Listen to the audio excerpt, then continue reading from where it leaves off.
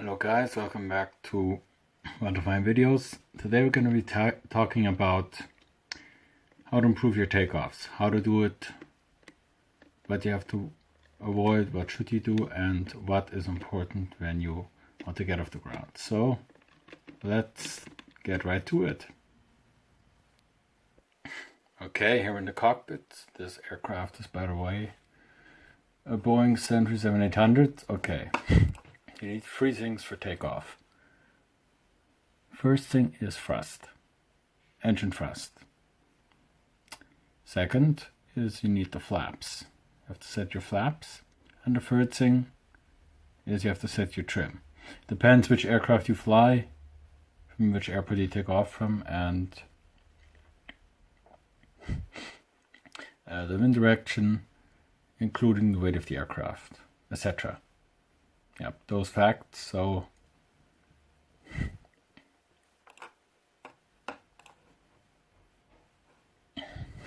I'm going to be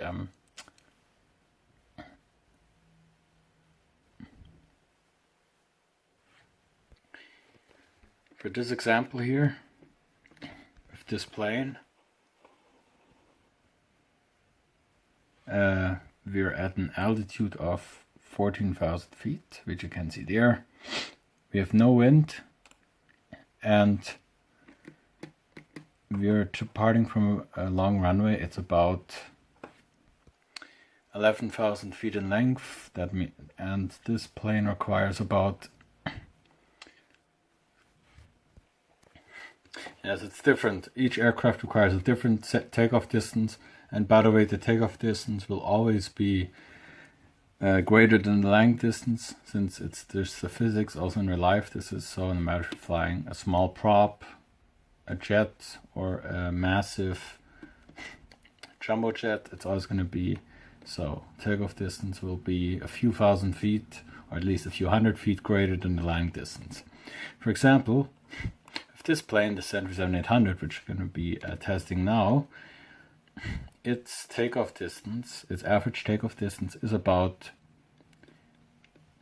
4,000 feet, and its landing distance is about 2,800 feet. So you can see there is a difference of 1,200 feet in between, because you have a few different facts slowing the plane down the landing, but for takeoff you just have your engines, the engine thrust.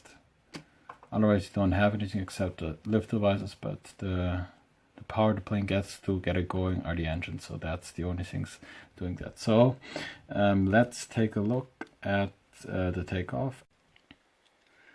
So guys, we're back here, and yes, just before we take off, I'd just like to show a few things briefly. Okay, so first thing of engine thrust is I've set my takeoff setting to 90%. 100% is the max. If you maximum setting, if you take off on a shorter runway or at a higher altitude airport, but we're just at 14,000 feet, as you see here, and our fuel tanks, the fuel tanks of the plane, aren't completely full, and we have no wind, depending on that. So that means we can use a lower takeoff setting. 80% is also an option, but I mostly use 90% or 100%. I'm going to push the throttles forward, so my joystick, I just push them forward to about 60%. Then this is, this would be on, and then I click here on N1, and that brings the takeoff levers automatically in the takeoff position. So it's a great feature, then it does that automatically, and then the plane accelerates down the runway to reach takeoff speed, and I let that in during the climb until I switch to the auto throttle. Okay, and now to the flaps. You can see I've set the flaps to 10 degrees. You do this down here. I'm using it just with the joystick, of course. Flaps to 10 degrees. Flaps are these parts here. They slide out at the back of the wings on both sides. During cruise and also in the climb phase. Later in the climb phase, you retract them always. Real pilots do this too. And why they're so important to use for takeoff especially, I'm going to show later in this video. But yes, just they deem to create lift so the plane can lift off the ground and fly into the sky. as soon as it's reached its assigned takeoff speed. And like said, yes, those are two things, engine power and flap setting. And now we come to the third part, the vertical stabilizer. This is the trimming, which I talked about before, where we you have to set it like about 3 to 6 degrees depending on the aircraft. If it's a light or a heavy aircraft you're flying with to take off, or yes, the wind speeds, the elevation of the airport, which height the airport's at. If it's at sea level, or like 3,000 feet above sea level, they need of course a higher setting, a higher pitch trim.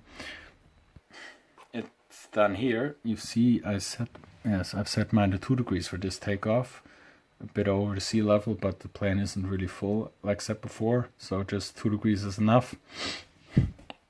And so when the pilots pull back on the yoke, the plane, the nose will lift up, and the plane will, yes, the nose will lift up, and the plane will fly into the sky.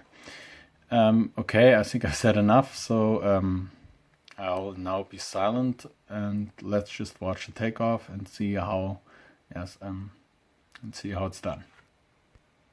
And before I start, just want to admit this is a replay. I've already done the takeoff, and I'm replaying it because I can't flying the plane and filming at the same time. That's difficult, so I decided to first do a takeoff and then I do a replay to show you more accurate how it's done. So yes,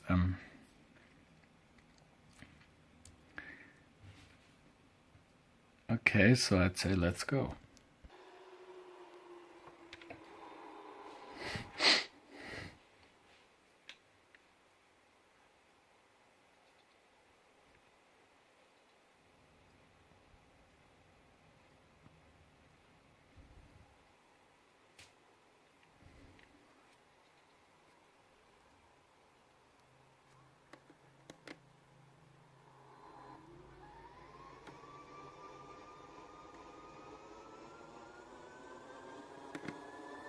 So now the autothrottle is engaged. It means that the levers are brought automatically to the takeoff position. And the plane is accelerating down the runway. You can see the airspeed is building up. We are now above 120 knots, and in a few seconds we'll reach rotation speed. And yes.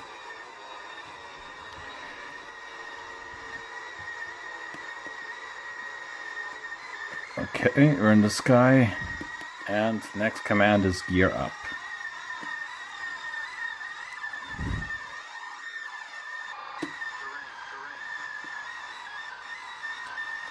And you see, altimeter, we're climbing into the sky. The flaps still stay out for a few minutes, but we're climbing. Gears retracted, and we're also slowly gaining speed. Yes, this is, by the way, all done manually, and yes, that's it with takeoff. Okay, here's an example of what is commonly seen on YouTube videos. If you set the takeoff power, but you refuse to extend your flaps and set the trimming. Especially you refuse to extend the flaps and the trim. So this means the aircraft does not have to lift; it needs to get off the ground, and the pilot really has to pull back on the yoke hard instead of just pulling gently to get the nose to rise, because the trimming is set to 0. Although it should be set like in the example before, to 2 degrees or 3 degrees. So it will have an effect. I'm using, by the way, an add-on aircraft, because the default aircraft, they don't have such realistic flying characteristics like compared to the add-ons. I don't know why. It's just the default ones. That this is add-on. Here it's a freeware. I'll put the link in the description where you can get such great aircraft. And let's just take a look now at this takeoff, because it really will be, you'll see it has a dramatic effect.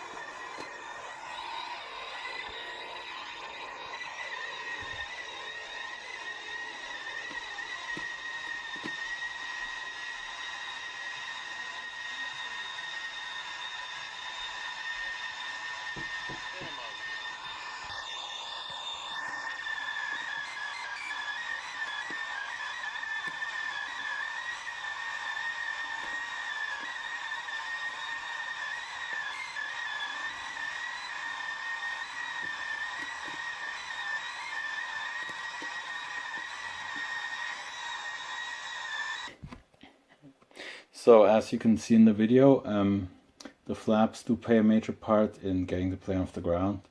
Because the runway is long and the airport isn't situated at such a high elevation above sea level, the pilot was able to avoid a crash and get the plane in the air. But as you saw, it had an effect. If you looked, you can go back and look at the speed. On the top corner, the speed was 200 knots and the rotation speed was 160 knots. So at 160 knots, the plane was still too slow. The pilot began to rotate, but the plane was still too slow to achieve lift because the flaps weren't extended. So he avoided the tail strike, kept the nose up, but the plane didn't have the recommended lift because the flaps and slats were, like said, retracted in the fully retracted position. Because of this, the aircraft did need about an extra 50 knots and about an extra 3,000 feet of runway to get in the air. As you saw, it lifted up toward the end of the runway and was able then to clear the trees. So if it would have been a short run, it would have resulted in a crash, as you can assume. And there have been, in reality, a few accidents because the pilots forgot to extend the flaps and the slats, and also that's the first thing. And the second thing is they didn't trim the plane right for takeoff. So flaps retracted and trimming set to 0. That is a fatal decision. So that's why you always, if you're a flight sim, you're trying to make good videos, always check it that your trimming is set and that your flaps are set and you've set your trim. So next example is what happens if you don't set the correct takeoff power. Okay, in this example we're going to be taking a look at a wrong thrust setting. You see it. The pilots have mistakenly set it at 75% instead of the required 90%, which is a must. Because they set it at 75%, the aircraft has less power and is going to need a much longer takeoff distance, which might occur if they didn't look at the load sheet correctly and the aircraft weight is not calculated correctly or known. The fuel tanks are close to full, as you see. And yes, it's set to 75%, which means the aircraft's going to really lift off toward the end of the runway or maybe the end of the runway, and the pilots won't figure it out until it's late or maybe too late. So I'm going to play the video, let the replay go, and we'll see what happens.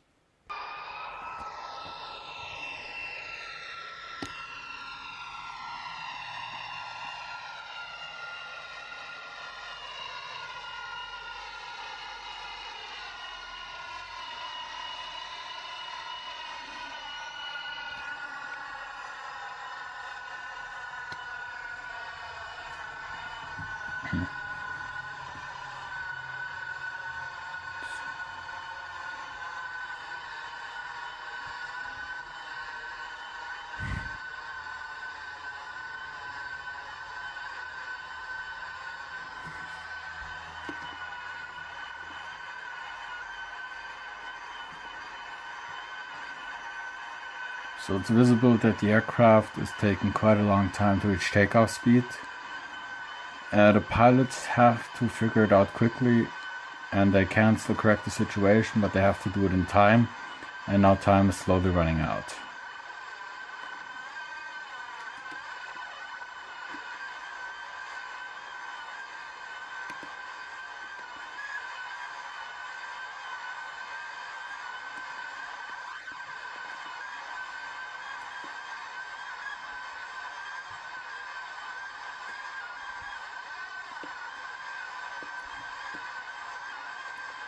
The pilots lift the nose and forget and don't notice the throttle problem, and the plane stalls.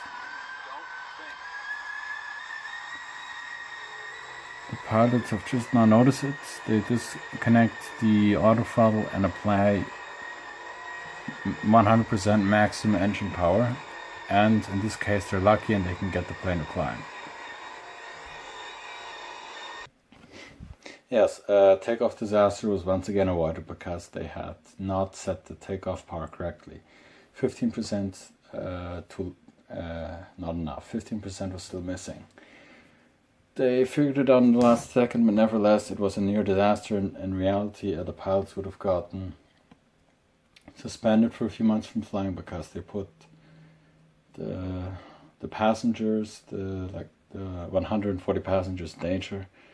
The crash would have been caused by pilot error. Most air crashes are, in fact, caused by pilot error, 70%.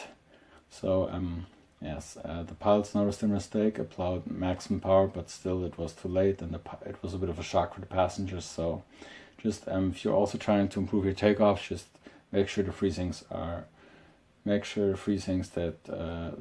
that are needed are done. Takeoff thrust, flap setting, and trim to get the nose to rise. Takeoff flaps, I'll show it quickly. On airliners, you mostly need about flaps 5. Flaps 10 sometimes too. Flaps 15 mostly not. But up to flaps 15, that's all it needs. Flaps 10 I mostly use for this plane here. For this plane. If you're flying other planes, it's also mostly, I'd say, 5 to 15 degrees, or on jumbo jets, on 747s or A380s, it's maybe 20 degrees, but no more than 20 degrees for sure. On such smaller planes, it's definitely probably not more than 10 degrees, I'd say, recommended.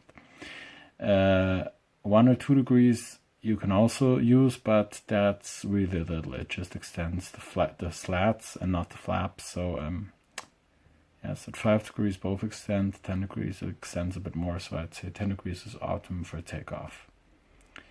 And yes, engine power, you can see in this case it's at full power, the engines, and they're in the red zone, which means they're really maxed.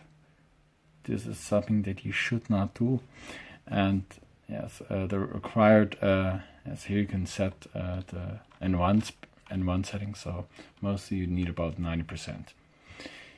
If you, yes, 90% or 95% or 85%, if you want a full power takeoff, you can also do 100%, but mostly I'd say 90% is optimum.